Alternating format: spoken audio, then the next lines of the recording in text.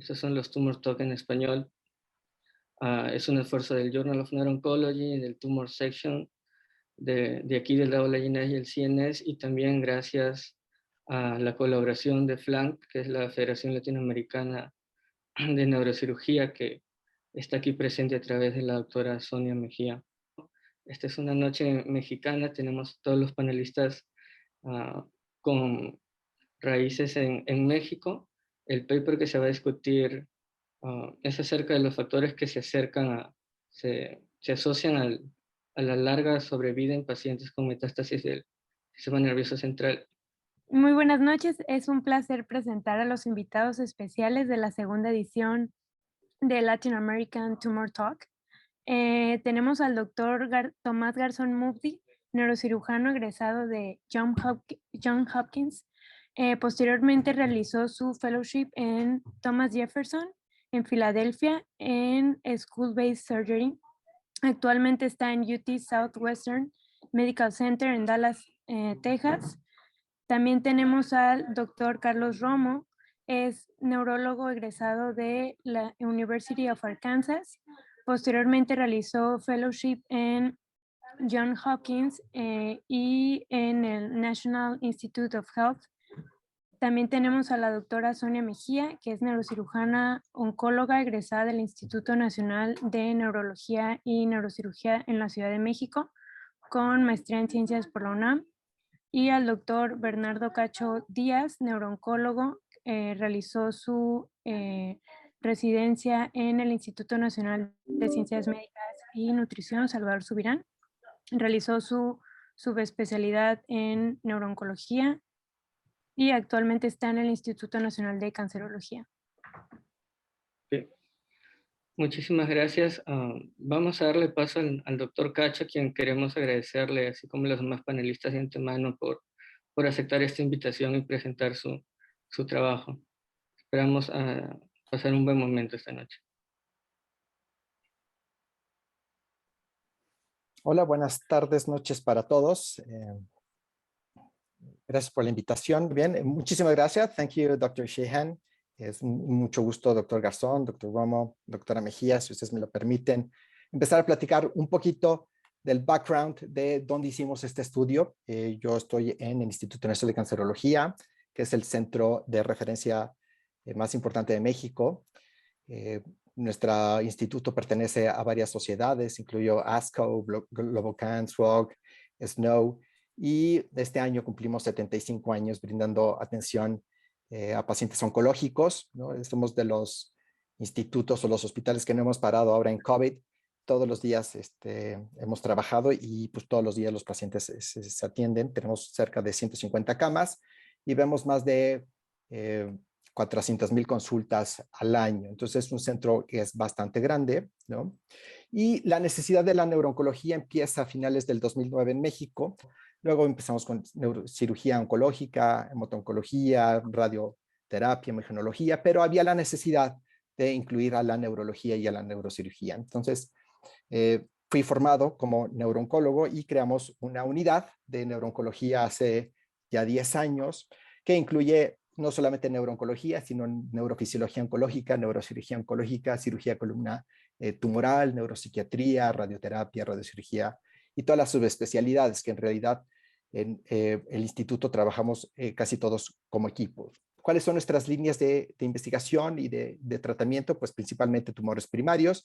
Ya nos decía ahorita el Dr. Sheehan, que es el Día Internacional del Glioblastoma, y pues tenemos que hacer énfasis en que es un gran día para hacer conciencia de esta enfermedad.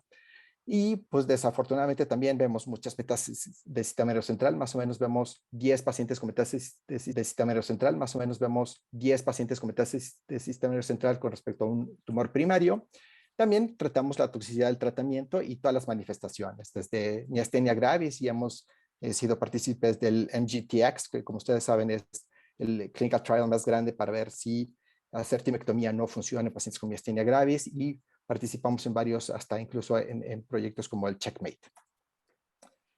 En la actualidad tenemos 5 clinical trials que están cursando, ¿no? Tenemos el curso de alta especialidad en neurooncología, sobre todo para los alumnos de Latinoamérica, está abierto a los neurólogos y a los neurocirujanos por un par de años, avalado por la Universidad Nacional Autónoma de México, y atendemos más o menos cerca de más de 5,000 consultas por año, y llevamos ya un par de citas bibliográficas hasta la fecha. Pero bien, para presentar el proyecto de investigación que atañe el día de hoy, es un paper que publicamos en el 2018, que es Factores asociados a la supervivencia larga. ¿Por qué es importante ver esto? Porque sabemos que la principal causa de muerte o la segunda causa de muerte en todo el mundo después de enfermedades cardiovasculares, pues es el cáncer. ¿Y de qué es lo que desafortunadamente los pacientes con cáncer fallecen? Pues mucho tiene que ver con la enfermedad metastásica, principalmente al sistema nervioso central. Nosotros, como parte del esfuerzo que tenemos con Globocan, sabemos que en México la neoplasia más frecuente es el cáncer de mama. Y la causa más frecuente de muerte asociada a cáncer de mama sí es la enfermedad metastásica. Entonces, sabemos que la supervivencia en los pacientes con metástasis cerebrales, en realidad, lo publicado hasta el 2016, incluso pues, una referencia al Journal of Neuro-Oncology del 2016, la posibilidad de que después del diagnóstico de metástasis cerebrales tengas una supervivencia arriba de un año, pues es en realidad muy baja. Nosotros con la práctica clínica hemos visto que esto ya no es así, que se ha ido modificando poco a poco en base al tratamiento multidisciplinario. Pero la frecuencia de metástasis cerebrales que estamos viendo nosotros en nuestro instituto es cada vez mayor. ¿Por qué? Porque quizás somos un centro de referencia y vemos etapas clínicas avanzadas. Por ejemplo, en cáncer de mama, cerca del 50% de los pacientes presenta en algún momento metástasis cerebrales y la mayor parte hace síntomas neurológicos. Entonces creamos, basado en este background, medir la asociación entre qué variables clínicas y oncológicas en pacientes con cáncer sistémico se asociaban a una mayor supervivencia. Este término de supervivencia, mayor supervivencia, no somos los primeros en introducirlo, ya alguien más había hablado de metástasis cerebrales crónicas que son aquellas pacientes que viven con metástasis cerebrales encima de 12 meses. ¿Okay? Ese fue nuestro objetivo. Entonces lo que hicimos fue un estudio retrospectivo de las pacientes atendidas en neurooncología de junio del 2012 a diciembre del 2017, que lo importante era que llegaran con nosotros sin el diagnóstico de metástasis cerebrales, o sea, que tuvieran la manifestación clínica para luego ser consultados nosotros y ya confirmarlo, para como decimos aquí en México, pues agarrarlo desde el principio y darle seguimiento. Los criterios de inclusión fueron que tuviera un tumor sólido, que tuviera edad mayor de 18 años, que tuviera un expediente clínico completo y que todos tuvieran confirmación de metástasis cerebrales por resonancia magnética. Excluimos 59 pacientes porque tenían neoplasia hematológica, o sea, tenían leucemia principalmente, linfoma, y incluimos 554 pacientes en este tiempo. Estas son las características generales de nuestro estudio. La mayor parte de las pacientes tenían cáncer de mama, porque somos, bueno, como ya vimos en México hay mucho cáncer de mama, después próstata, pulmón, colon. Y pues principalmente en nuestro instituto, la principal sitio de tumor primario asociado a metástasis cerebrales pues fue mama, con el 38% seguido de pulmón, ginecológico, que también ya hemos hecho ahí un par de reportes sobre el aumento de la frecuencia de metástasis cerebrales en cáncer cervicuterino y endocrinológico y urológico. Sobre todo lo urológico lo englobamos, pero más bien cáncer testicular y tumores germinales o no seminомatosos o no. Las características generales, la verdad es que la tabla 2 es muy larga, entonces esta es a manera se pierde uno muy fácilmente, aunque intenté dividir la tabla 2 en 2A, 2B, para fines de la presentación del día de hoy, y que ese es el chiste por lo que entiendo de estos Tumor Talks, es como establecer qué es lo que estábamos pensando o cómo hicimos el racional para hacer el análisis. Entonces lo que hicimos es medir la asociación entre aquellas personas que tenían mayor supervivencia de 12 meses con respecto a los que tuvieran menos. Había más mujeres, ¿no? Todo esto fue medido con una regresión de Cox dependiente del tiempo. Por eso el razón de riesgo, hazard ratio, es que se asocia más con, obviamente sabemos que el RPA es una escala pronóstica, ya sabíamos que a menor RPA van a tener mejor pronóstico, y de lo que salió también, pues es efectivamente, todos sabemos que la enfermedad parenquimatosa es distinta a la enfermedad meningia, entonces son dos subtipos de afección al sistema nervioso central, por eso no pusimos de título metástasis cerebrales, sino metástasis del sistema nervioso central. Y de los síntomas que con mayor frecuencia se asociaron a un buen pronóstico era que tuvieran una déficit sensitivo focal, vértigo, alteraciones visuales, y los que se asociaron a un peor pronóstico, una menor supervivencia, es que tuvieran deterioro del estado de alerta o neuropatía craneal. Curiosamente, medimos todas las lesiones parenquimatosas y se vio que las lesiones occipitales tenían una mejor supervivencia. Entonces, lo que incluimos fue no nada más la parte oncológica, sino incluimos también las manifestaciones y la localización. Y haciendo una regresión logística univariable, lo que vimos es que en realidad estas permanecían significativas y no hay manera de distinguir en realidad el peso si no hacemos un análisis multivariable. Como pueden ver en este análisis multivariable, incluimos la edad, que eso fue, bueno, como buen padre que tiene su hijo, lo criticamos más nosotros, y no, por alguna razón en las tablas del Journal of Neuro-Oncology no había estado ajustado por edad. Pero ya que se ajusta la regresión logística por edad, vemos que las principales factores que se asocian con vivir más de 12 meses, ¿no? Es que se haga un escrutinio o un diagnóstico previo al inicio del tratamiento. Son muchas veces los pacientes que tienen cáncer en etapas clínicas avanzadas, no se hace escrutinio de metástasis en sistema nervioso central, principalmente para mama, HER2 y triple negativo o cáncer de pulmón. Pero eso, bueno, es tema de otra conferencia, y la poca funcionalidad. Entonces, a manera global, ¿no? Lo que vimos es que el género femenino tiene más posibilidad de tener una supervivencia con metástasis cerebrales arriba de 1 año, que el diagnóstico de metástasis cerebrales sea el que condicionó al diagnóstico de cáncer y o el que antes en los estudios de extensión se hiciera el diagnóstico, la funcionalidad principalmente, es de lo que más salió significativo, y que tuviera una metástasis única. Son criterios que ya conocíamos, y las manifestaciones clínicas que se asociaron con una menor frecuencia de metástasis cerebrales que vivieran más de 1 año, pues fue la neuropatía craneal y tener deterioro del estado de alerta.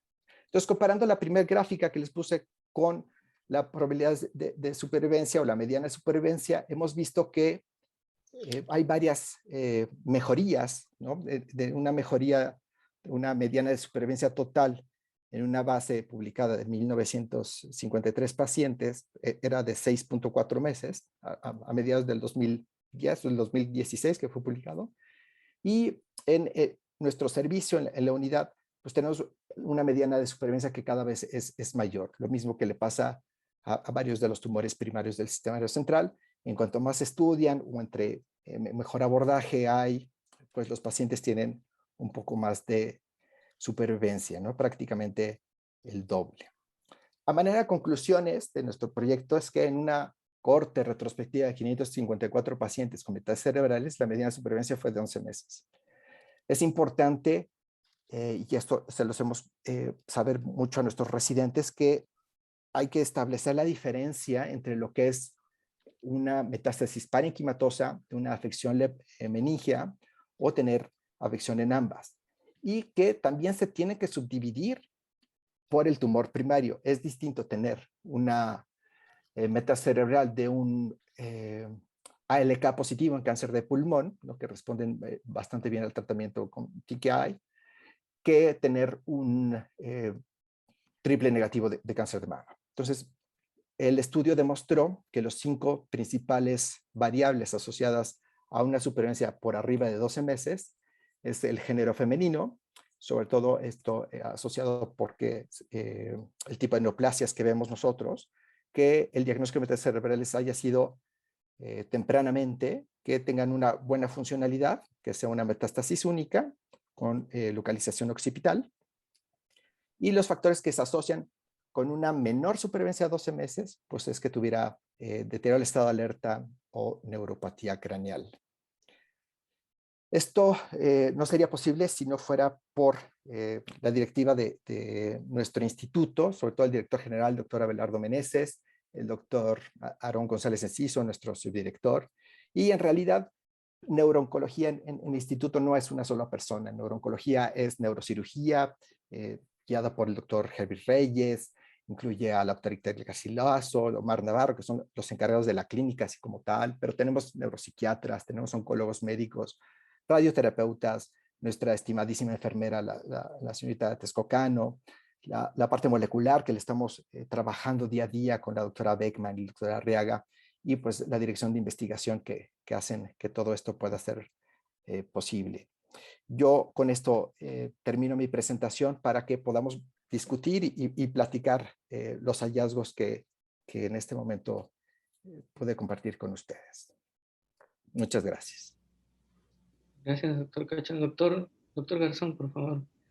Sí, doctor Cacho, lo quiero felicitar por tremendo trabajo. Yo le quería preguntar unas cosas acerca de si investigaron los efectos del tratamiento, ya sea con whole brain radiation o cirugía estereotáctica, o también cuál es la barrera para que algunos pacientes sean tratados con cirugía y radiación después. Y la última pregunta es si vio algunos efectos en el tamaño del tumor y en el stage de la enfermedad sistémica del cáncer.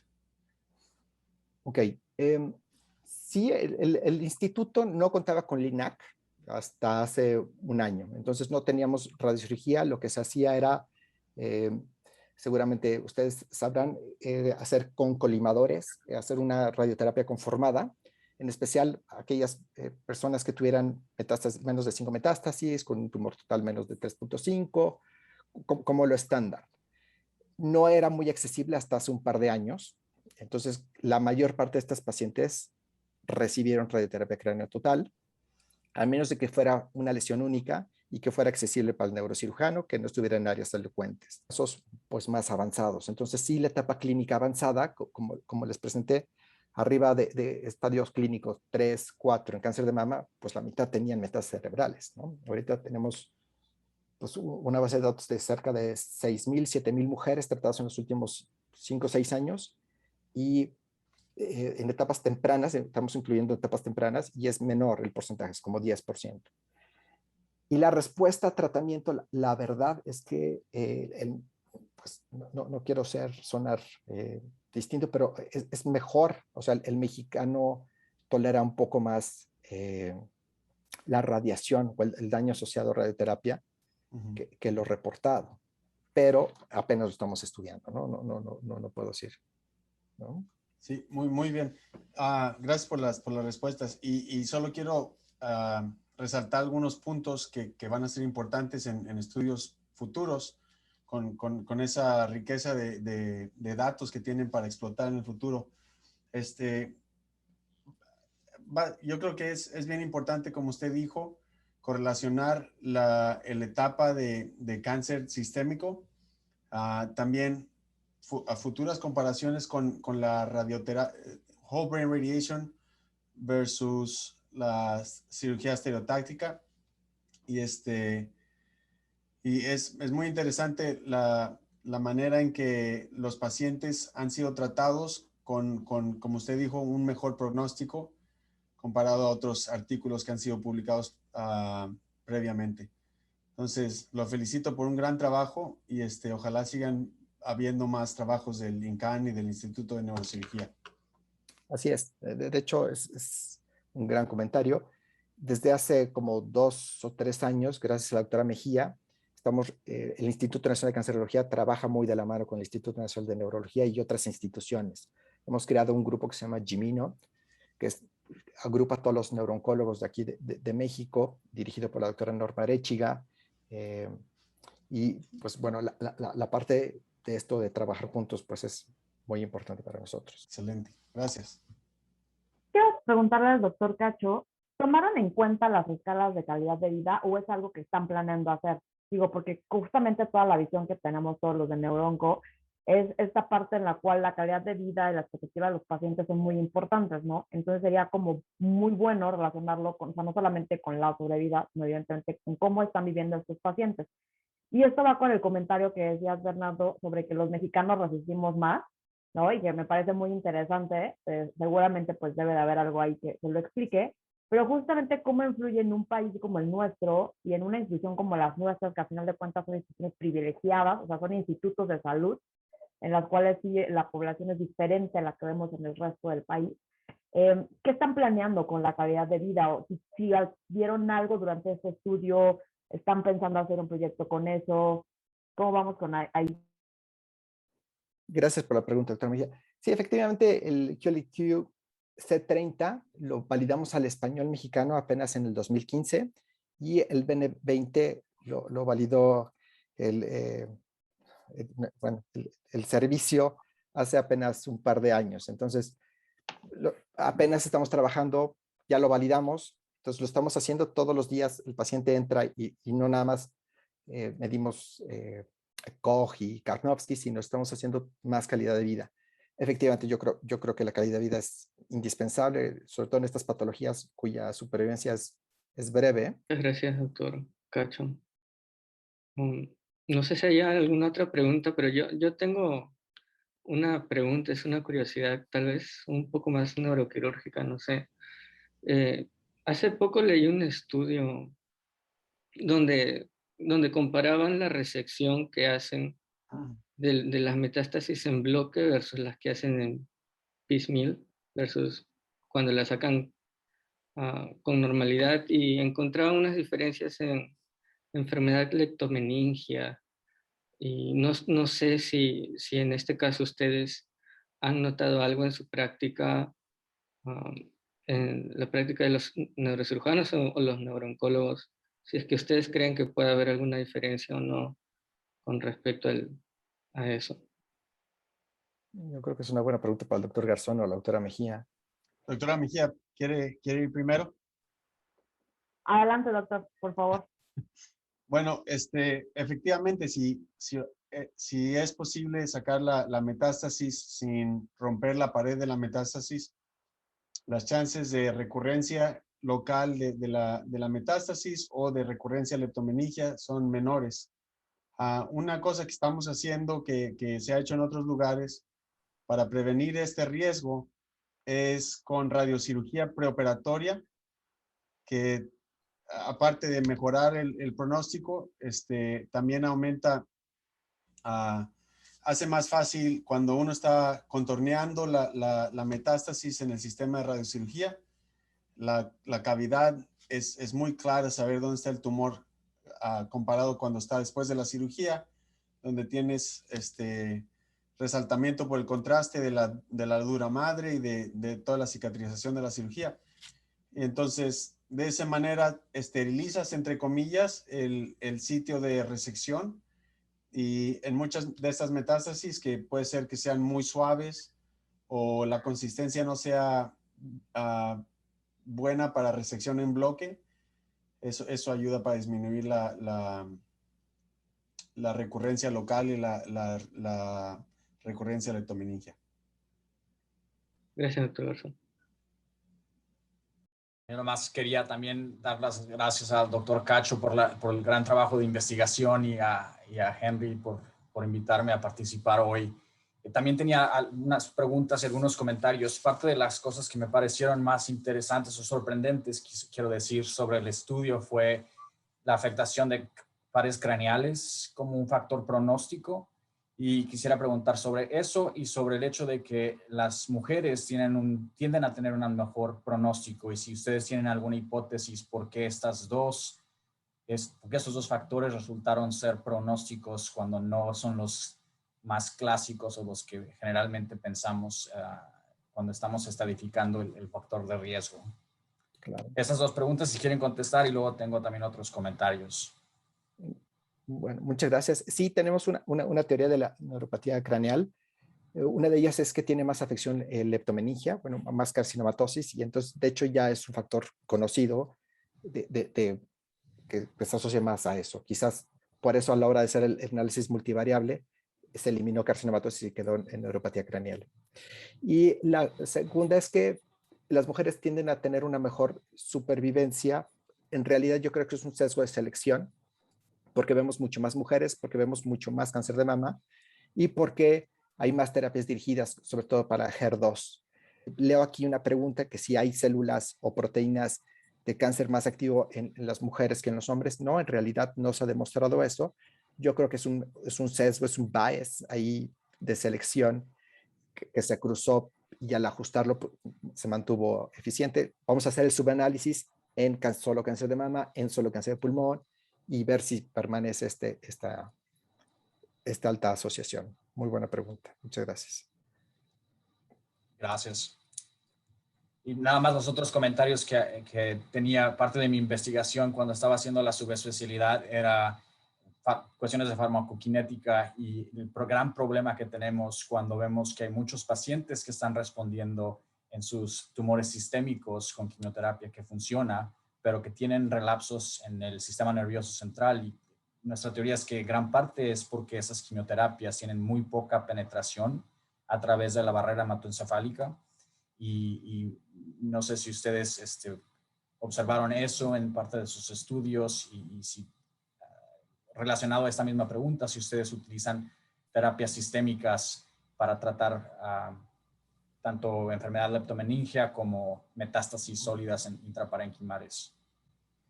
Sí, utilizamos más la terapia sistémica y la estamos intentando ser más individualizada. O sea, por ejemplo, no quiero hablar de sustancias tales, pero sabemos que hay inhibidores selectivos de EGFR más nuevos que se asocian con una mejor respuesta, ¿no? Pero las respuestas no tienden a ser prolongadas, sino tienen un periodo. Y en conjunto con el Instituto de Neurología, con la doctora Mejía, estamos trabajando en un modelo para no lesionar, sino permitir que la barrera hematoencefálica penetre mejor a través de ultrasonido, por ejemplo, ¿no? Y creo que eso pues, va a ser un parteaguas. Y con respecto al ultrasonido, me imagino que es el ultrasonido enfocado, lo que están investigando, doctor Cacho. Sí, doctora Mejía. No tengo más comentarios con respecto a esto. Digo, como habían dicho el doctor, estamos trabajando en equipo, evidentemente. Hay muchísimas propuestas, una de las cuales van desde ciencia muy básica, ¿no? Cosas epidemiológicas hasta ya cuestiones en cuanto al tratamiento. Agradezco muchísimo la invitación de Henry y todo el equipo el día de hoy. Me tengo que disculpar porque yo de hecho tengo un seminario en este momento, entonces es al mismo tiempo y pues ya está empezando, ¿no? Entonces agradezco muchísimo la participación y pues bueno, un placer haber estado con ustedes. Muchas gracias. Muchas gracias. Sí es focal, el ultrasonido es focal, no es... Y estamos midiendo, o sea, este es un modelo preclínico todavía, creo que es importante tener nuestra medicina el laboratorio, hacerlo transnacional, porque si no, pues, no terminamos, ¿no? Pero sí. Gracias. Doctor Garzón. Sí, doctor Cacho, otra preguntita. ¿Cuál era la causa de muerte más frecuente en los pacientes del estudio? ¿Era muerte neurológica o muerte por enfermedad sistémica? Es una muy buena pregunta. De lo que hemos visto, porque trabajamos muy de la mano con cuidados paliativos, es que el 90% de los pacientes fallecen en delirium. Y muchas de las veces el delirium está asociado a enfermedad neurológica, pero hay otras causas, ¿no? de muerte exactamente. Pensamos que el 50% se asocian a hipertensión intracraniana o progresión neurológica. ¿Y usan quimioterapia intratecal para tratar carcinomatosis leptomeningia? Claro. Depende del tipo de carcinomatosis, ¿no? Sabemos que hay 3 subtipos. Depende si es más nodular, damos radioterapia conformada, pero sí tenemos la posibilidad de colocar reservorios de Ommaya y de hecho estamos adelantando, por ejemplo, ahorita haciendo un proyecto donde cáncer de pulmón de células no pequeñas, Pembregal, Pemetrexed, y están funcionando muy bien los pacientes. Muchas veces cuando tenemos las manos atadas y no están respondiendo a ninguna línea de quimioterapia y o no hay, que no hablaremos de política hoy, tenemos que hacer pues, lo que tengamos en la mano, ¿no? O sea, pero todo bajo control y por eso creo que es importante que todo esté guiado por un comité de ética e investigación como el que tenemos nosotros. Qué bien, qué bien. Sí, creo que con estos estudios prospectivos o de colección de datos prospectivas va a ser importante saber la causa de muerte porque yo conozco un poquito más de cáncer de pulmón y alrededor de una tercera parte de esos pacientes tienen una muerte neurológica, mientras la mayoría de los pacientes tienen muerte por enfermedad sistémica. Pero eso va a ser importante. Otro dato que recomiendo colectar en el futuro es el volumen del tumor, Okay. que eso puede ser importante en determinar la causa de muerte, si es por hipertensión intracraneal o si está en un área elocuente y tomando en cuenta cosas que sabemos de cirugía por glioblastoma. Sabemos que los pacientes que tienen cirugía por glioblastoma y tienen un déficit funcional después de la cirugía tienen una menor sobrevida, aunque la restricción haya sido muy buena. Entonces hay que ver esos factores que son muy interesantes, especialmente con la población captiva que tienen en el INCAN, en el instituto. Y tromboembolia pulmonar también es frecuente, ¿no? La pregunta de Alejandro Sarjan mencionó que los pacientes morían en alucinación. No, en realidad el delirium es un estado como de desconexión de la realidad. Y no todo el mundo tiene alucinaciones. De hecho, hay un delirium que es hiperactivo y ya un delirium que es hipoactivo, que es como tener mucho sueño. O puede estar más agitado. No todo es alucinaciones. Y sí, la presencia de delirium, que es esta como desrealización o salirse de la realidad, está reportado que se asocia con un mal pronóstico. Muchas gracias, doctor Cacho. No sé si hay alguna otra pregunta o no de parte de los asistentes. No sé si hay algún comentario final de los panelistas. De lo contrario, pasaríamos a cerrar este webinar que me parece que ha sido muy interesante. De verdad, estoy muy contento con toda la investigación que menciona el doctor Cacho que está viendo en el instituto. Doctor Garzón. Sí, yo nomás quería felicitar nuevamente al doctor Cacho y reiterar qué importantes son estos trabajos ahora que los tratamientos sistémicos, la inmunoterapia, todo eso está mejorando el pronóstico de los pacientes con cáncer.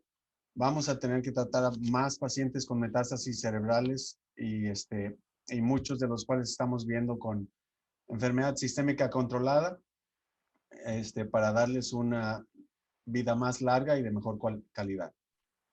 Muchas felicidades. Muchas gracias. Y también invitar a establecer relaciones para colaboraciones multiinstitucionales. Por supuesto, mi correo está en todas las diapositivas y es bernardocacho@doctor.com, a sus órdenes. Perfecto. Bueno, entonces, muchísimas gracias a doctor Cacho, doctor Garzón, doctor Romo y Andrea y Andrés que han hecho posible que nos conectemos, también a todos los que han venido. Muy interesante la investigación que está viendo, los comentarios y los puntos que también van a tenerse en cuenta en futuras investigaciones son todos muy buenos, excelentes. Y bueno, eso sería todo por el día de hoy y hasta la siguiente sesión. Muchas gracias a gracias todos por la invitación. Saludos. Muchas Gracias, buenas noches.